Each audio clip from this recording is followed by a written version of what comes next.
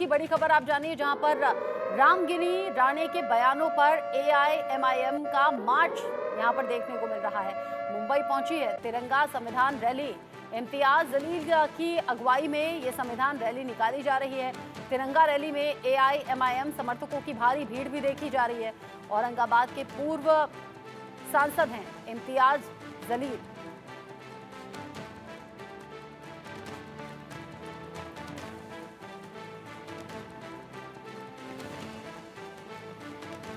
महाराष्ट्र में विधानसभा चुनावों से पहले रामगिरी महाराज और बीजेपी नेता नितेश राणे के खिलाफ कार्रवाई की मांग का मामला तूल पकड़ता हुआ नजर आ रहा है। सोमवार को असदुद्दीन ओवैसी की अगुवाई वाली एआईएमआईएम ने औरंगाबाद यानी कि छत्रपति संभाजी नगर से लेकर मुंबई तक शक्ति प्रदर्शन करते हुए तिरंगे के साथ संविधान रैली निकाली। औरंगाबाद के पूर्व सांसद इम्तियाज अली, वारिस पठान जैसे नेताओं की अगुवाई में निकाली गई इस यात्रा में काफी ज्यादा संख्या में भीड़ जुटी। रैली के मुंबई पहुंचने पर कई इलाके ऐसे रहे जहां पर जाम की स्थिति देखी गई। पिछले 11 सितंबर को इम्तियाज अली ने 23 सितंबर को मुंबई कूच का ऐलान किया था। इसमें उन्होंने कहा था कि वो मुंबई जाकर महायुति और वरिष्ठ पुलिस अधिकारियों को संविधान की प्रतियां भेंट करेंगे। एआईएमआईएम के मुंबई चलो कूच में पूरे महाराष्ट्र से पार्टी के नेता और समर्थक गाड़ियां लेकर मुंबई पहुंचे। वैशाली कदम इस खबर को लेकर ज्यादा अपडेट के साथ जुड़ गई है मेरे साथ में। वैशाली, ये जो मार्च है, ये जो इसकी तस्वीरें हम देख रहे हैं, यहाँ पर किस तरीके से परेशानी बढ़ती हुई नजर आ रही है और ये जो मार्च चल रहा है इसकी सुनवाई कहाँ तक?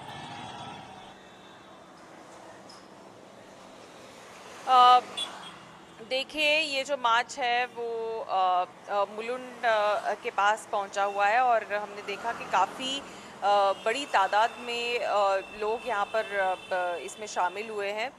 इनकी यही डिमांड है कि नितेश राणे जो है वो माफ़ी मांग ले और जिस तरीके के स्टेटमेंट्स उन्होंने किए हैं उसको लेकर हमने देखा है कि एक तरीके से भाजपा ने भी थोड़ा सा एक ऐसा रुख अपनाया था जहां पर नितेश राणे को चाहे सबके सामने नहीं, लेकिन ये कहा गया था कि थोड़ा सा टोन उनका डाउन हो जाए, थोड़ा सा शांत रहे वो।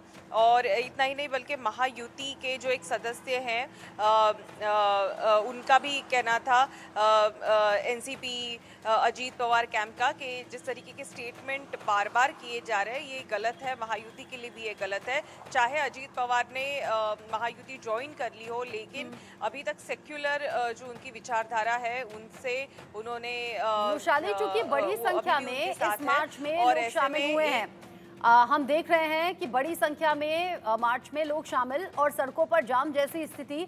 आपने कहा ये जो स्टेटमेंट्स हैं उन्हीं के खिलाफ ये लोग कार्रवाई चाहते हैं, एक्शन चाहते हैं और सड़कों पर लंबी कतारों में या फिर ये कहिए लंबे काफिले हम देख रहे हैं। ये पर्टिकुलरली कोई एक स्टेटमेंट है या एक के बाद एक कई ऐसे वक्तव्य, कई ऐसे बयान दिए गए जिनका विरोध करें, और कौन सी बात जो सबसे ज्यादा चुभी है इन्हें?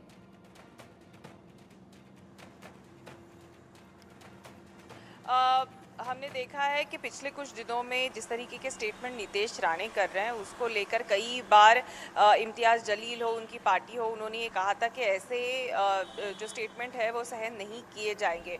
और लगातार एक के बाद एक ऐसे स्टेटमेंट आने के बाद आखिरकार एक अल्टीमेटम भी दिया गया था इम्तियाज जलील द्वारा कि अगर ऐसे ही चलता रहा तो हम भी है अपना प्रदर्शन करेंगे, हम भी अपना मत जो है व्यक्त करेंगे और जल्द से जल्द माफ़ी मांग ली जाए। लेकिन इसके बावजूद एक के ऊपर एक जो स्टेटमेंट थे नितेश राणे की ओर से वो चालू ही थे और जिसके चलते ये एक रैली निकाली गई और हमने देखा कि कल भी काफ़ी भीड़ थी इस रैली में। ये रैली आज भी जब पहुंची है मुलुंड में तभी भी वहां पर काफ़ी भीड़ है, हज़ारों की संख्या में जो है वो लोग इस रैली में शामिल हो रहे हैं।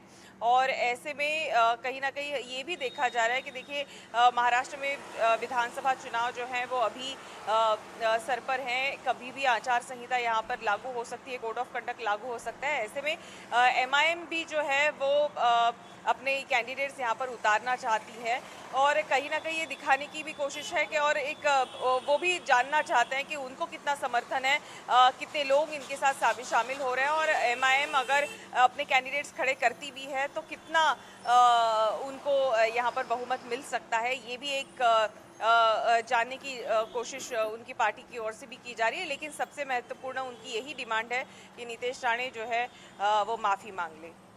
अच्छा, आपने कहा कि नीतीश राणे से माफ़ी मांगने की मांग के चलते ये पूरा जो मार्च है वो निकाला जा रहा है, जहां पर हज़ारों की संख्या में लोग नज़र आ रहे हैं, सैकड़ों की संख्या में गाड़ियां नज़र आ रही हैं।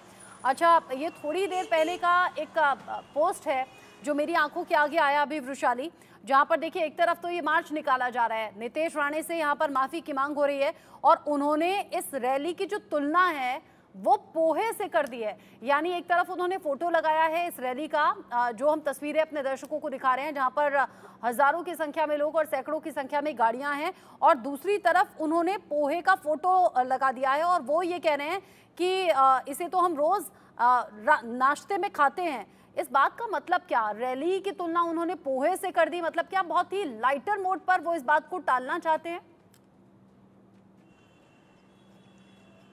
जी बिल्कुल, आपने सही फरमाया है कि कहीं ना कहीं वो ये जताने की कोशिश कर रहे हैं कि ऐसी रैलियां तो मुंबई में आती रहती हैं और थोड़ा सा टोन डाउन करने की कोशिश उनके तरफ से की जा रही है, जिसके चलते ये ट्वीट अब सामने आया है। इसके पहले भी कई बार जब कहा गया था कि नीतीश राणे माफ़ी मांगे तो उन्होंने माफ़ी नहीं मांगी थी।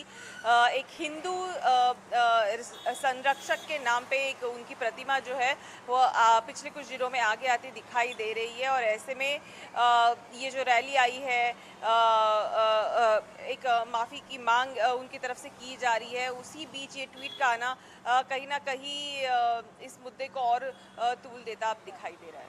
नीतीश राणे ने कह दिया है कि इतने तो रोज हम नाश्ते में खा जाते हैं, यानी इस भीड़ की तुलना पोहे का वो जो एक एक दाना होता है उससे कर दी है। और अब एआईएमआईएम की रैली पर बीजेपी की तरफ से ये तंज हो सकता है आने वाले चुनाव में नुकसान भी पहुंचा दे, क्योंकि नीतीश राणे ने तंज कसते हुए कह दिया इतने तो हम रोज नाश्ते में खा जाते हैं। यानी कि ये जो भीड़ है इतनी ज़्यादा, एक तरफ भीड़ की फोटो है, रैली की फोटो है, दूसरी तरफ पोहे की फोटो है और पोहे का एक एक दाना, यानी कि इस भीड़ से तुलना पोहे की उन्होंने कर दिया और कहा इतने तो हम रोज नाश्ते में खा जाते हैं। बहुत शुक्रिया वृषाली आपका, ये सभी अपडेट्स जानकारी हमारे दर्शकों तक पहुंचाने के लिए। एक छोटा सा ब्रेक यहाँ पर ले रहे हैं, इसी खबर के साथ लौटेंगे।